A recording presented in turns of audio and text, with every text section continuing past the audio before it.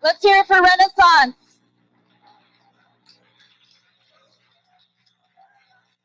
All right, friends. I'm so glad now to welcome to the stage Shemona Moreno. Shemona is a proud Latina and Black woman, an activist, a change maker, and the executive director of 350 Seattle.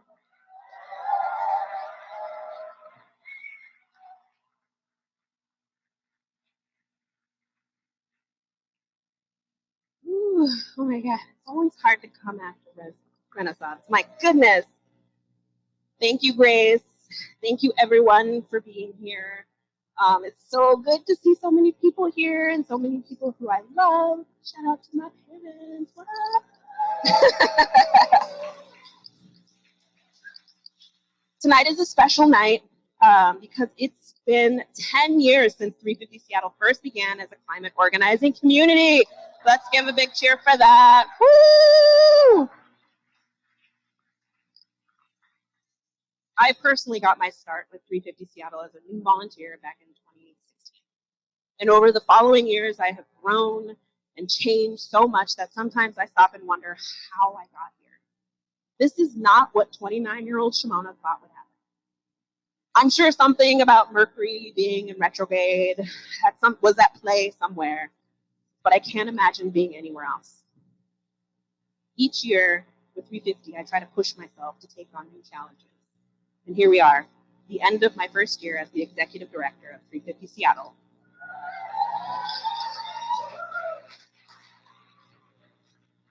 And what an amazing, challenging year it's been. Just like I said yes to volunteering all those years ago, I jumped in and said yes all over again to take on leading 350 Seattle. This past year, I've said yes to so many amazing opportunities to level up. I worked hard to establish myself as not only a manager, but a support and a coach for my staff and volunteers. I built my fundraising skills both at the local and national level, and I was invited to join the Cascade Regional Labor Leadership Initiative alongside labor leaders in Oregon, Washington, and BC, Canada, where I will further develop myself as a leader in the community, and what an honor it is to be a part of something so transformational. But an opportunity I found incredibly inspiring was back in spring. I had the great pleasure of being chosen to represent the 350 U.S. Local Group Network at the Global350.org retreat in Johannesburg, South Africa. There I got to meet with other 350 movement leaders working on resistance fights and solutions to the climate crisis in almost every corner of the earth. I got to share about what we're doing here in the U.S. and the challenges and opportunities we face. I got to learn all the different regions on what campaigns look like in the Pacific Islands, Brazil, in Japan, and so many more. I heard stories of what it means to be a climate activist in all these different places, and it was a stark reminder of the level of relative safety and privilege we have here as activists in the U.S. It was also an important reminder of how the work we do, even here on a local level, fits into the global context, and the responsibility we have here to do it in a way that lifts up and strengthens our comrades around the world.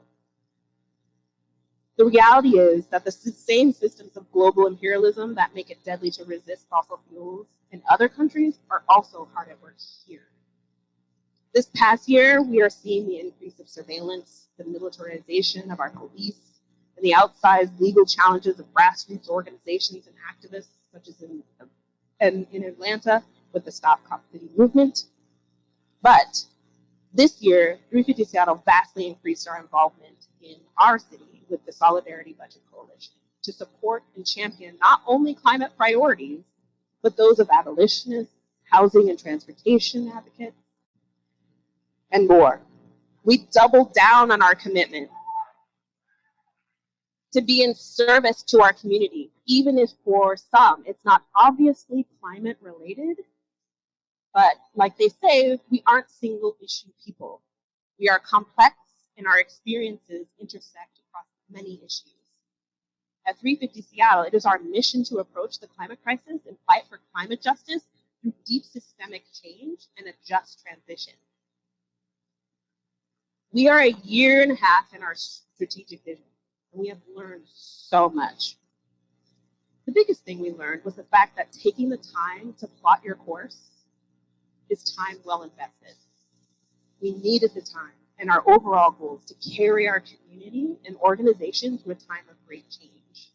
The COVID pandemic, learning how to be in physical space together again, staff and volunteer transitions, and the ups and downs of grassroots campaigning. Our strategic vision has put us in a regular process of asking, who are we in the movement ecosystem? And what does it look like to imagine an even more vibrant and interconnected movement? We ground ourselves over and over again in these three goals to help guide us. At 350 Seattle, we want to, one, to be an anti-racist, multicultural, multi-generational organization on the path to climate justice.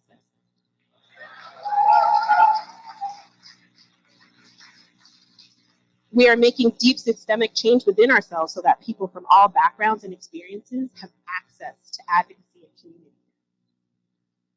At 350 Seattle, we want to, two, focus our big campaign scope on strategic Green New Deal policy efforts with winnable campaigns that develop organizers and grow our base and build the level of cross-movement power needed for transformative change. And three, we want to invest in staff and org sustainability, wisely using our resources and empowering staff to lead our collective work into long-term sustainability and organizational. With the climate crisis unfolding at a scale and speed that is leaving some of us reeling from looking for ways to make significant change, now is our moment to get radically creative in our approaches to community organizing, making sure that everyone in the community has a seat at the table. Everyone has a stake in building a beautiful and resilient future.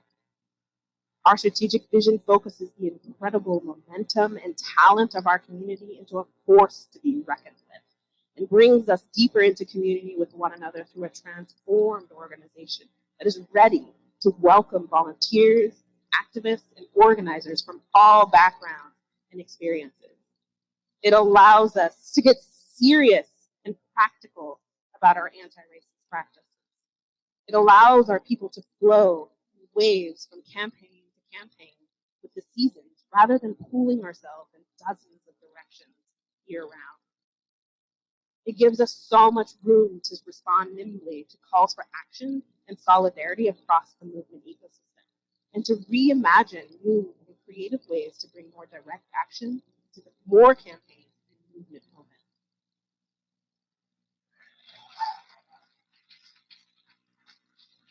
To do that, we have been focusing on building with partners and coalitions to create a community block of power that can be a force against big business, our government, and the business as usual mentality. With our focus on Green New Deal campaigns, 350 Seattle is succeeding in designing collaborative and strategic campaigns that build power and long-term relationships with labor. For years, labor and the environmental movement have been pitted against one another, but we knew that needed to end. If we are to build the transformational power we need, we have to be working together.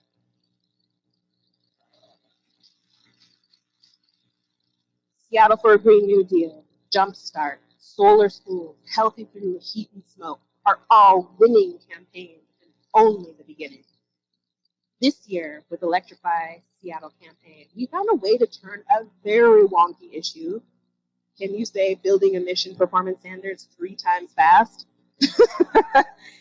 Into a lever for power that exposed the behind-the-scenes political dealings of major business owners in our city.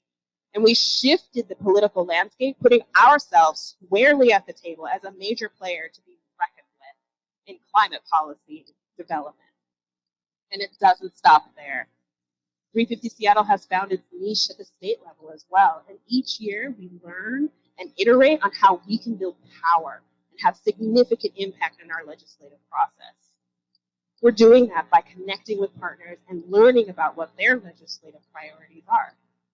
With the amazing leadership of Brimsco, and a kick-ass volunteer team that's grown to over 50 people. They create actions for those priorities, making it digestible, accessible, and empower constituents to take action often and consistently throughout the legislative process. So what's next? What is our vision for next year?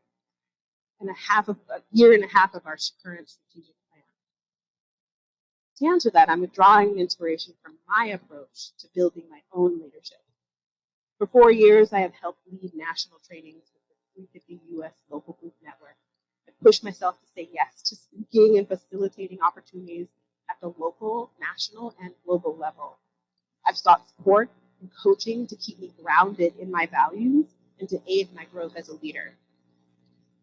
I threw myself into these opportunities because I learned best by doing, by working alongside others to skill each other up, to discuss and brainstorm new ideas, to build inspiration, and it's worked. I'm inspired, and I want to inspire the rest of our community to build understanding so we can be purposeful and powerful agents of change. Looking forward into 2024, we are wanting to create more space for regular folks to skill up and take action with their community, to broaden our ideas and get creative in how we approach campaigns, direct action, art, and more. In 2024, we want our community to welcome younger, queerer folks and to have more folks from all kinds of backgrounds. We want to have everyone at the table, learning, building, and in action together to create new tables we haven't even thought of yet, to grow a vibrant ecosystem of care, resilience, and a thriving community full of skillful leaders, activists, and organizers who are ready to respond to climate chaos with a spirit of collaboration and a commitment to a just transition.